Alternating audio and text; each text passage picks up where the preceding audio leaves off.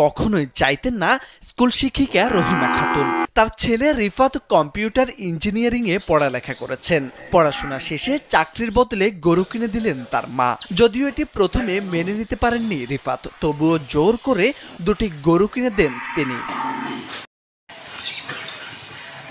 মায়ের ইচ্ছে বলে কথা, তাই ধীরে ধীরে পশুপ্রেমে জড়িয়ে পড়েন রিফাত। তার এই গল্পের শুরু ৫ বছর আগে। মায়ের চাওয়া আর নিজের প্রতি আস্থায় মাত্র দুটি গাভী দিয়ে শুরু করলেও রিফাতের খামারে এখন গাভীর সংখ্যা শতাধিক। সেই খামার গড়ে তুলেছেন বাড়ির পাশেই। সেলফিনের মাধ্যমে বিদ্যুৎ, পানি, গ্যাস সহ যে কোনো ইউটিলিটি বিল দেওয়া যায় নির্ঝঞ্ঝাটে।